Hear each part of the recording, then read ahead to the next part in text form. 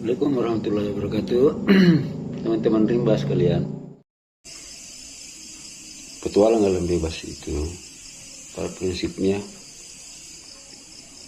bisa dilakukan dengan jalur-jalur yang sudah ada, baik dipandu oleh pemandu lokal maupun yang profesional. Tentu kita juga mengenal istilah pembukaan jalur baru. Pembukaan jalur baru ini kita tidak boleh lepas daripada pengetahuan dasar navigasi, survival, kemudian orientasi medan, orientasi peta, yang kaitannya dengan alam bebas, di mana kita akan melakukan aktivitas di sana. Titik awal dari semua itu adalah bagaimana mencari data awal, utamanya titik-titik di mana kita start, di mana kita akan memulai. Tentunya kita berbicara secara sederhana, umumnya yang petualang di Asia, Indonesia utamanya, daerah-daerah lokal, kaki-kaki gunung, di sana sangat jauh dari hal-hal yang sifatnya modernisasi. Pengambilan data ini terkait dengan hal tersebut, kadang kita mengalami kesulitan karena mungkin keterbatasan komunikasi, keterbatasan jaringan. Namun hal itu harus kita lakukan untuk selanjutnya meramu data yang kita perlukan itu, kemudian dikaitkan ke dalam perencanaan perjalanan nantinya. Oleh sebab itu, teman-teman sekalian, selain data tadi, ada satu hal yang sangat mendasar, yaitu orientasi peta. Ini kita masih berbicara pada tahap perencanaan. Orientasi peta ini dimaksudkan di mana pergerakan atau yang kita asumsikan nanti di lapangan, apa yang kita lakukan di dalam orientasi itu, itulah yang akan kita jalankan nanti kemudian di lapangan. Contoh yang paling kecil misalnya, merencanakan plotting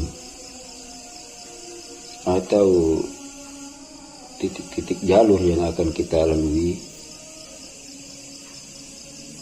Ada beberapa poin yang penting. Pertama, pemilihan jalur itu sendiri. Kemudian kedua, pemilihan di mana kita akan bermalam, di mana kita akan membuat camp. Kemudian ketiga, apakah tempat-tempat titik-titik tersebut tadi itu, sepanjang jalur itu memiliki sumber-sumber air. Pengalaman yang kita lakukan selama ini, perjalanan di hutan gunung, di alam bebas itu, utamanya di daerah-daerah ketinggian, harus diupayakan melalui perencanaan tadi itu, dan kita harus menemukan sumber air. Sumber air itu sendiri tentu selain sungai, ya mungkin lokasi-lokasi yang kelembabannya tinggi seperti daerah-daerah lembah misalnya. Jika hal itu tidak ditemukan, sementara kita ini harus memplotting, merencanakan perjalanan yang sudah terplanning, kemudian kita tidak menemukan sumber-sumber air, Ya tentunya kita harus persiapkan dari awal. Apakah kita berjalan di musim kemarau atau kita bergerak di musim penghujan.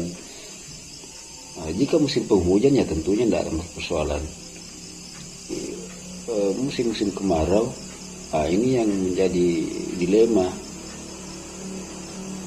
Kalau boleh memilih ya berjalanlah di musim-musim hujan jika kondisi tidak memungkinkan. Kemudian kedua, pemilihan tempat tinggal, base camp misalnya, yang dipahami di sini adalah teknik-teknik berjalan. Berapa lama kita lakukan perjalanan itu dalam satu hari? Kemampuan manusia itu sendiri tentunya di alam bebas dengan beban yang puluhan kilo, harus berorientasi setiap saat, membutuhkan energi lebih. Jadi setidaknya lakukanlah perjalanan itu setiap harinya 5-6 jam dalam durasi waktu itu. Atau secara simpel kita meninggalkan satu titik paling lambat jam 9 pagi dan paling lama jam 4 sore. Itu sudah berhenti. Tujuannya apa?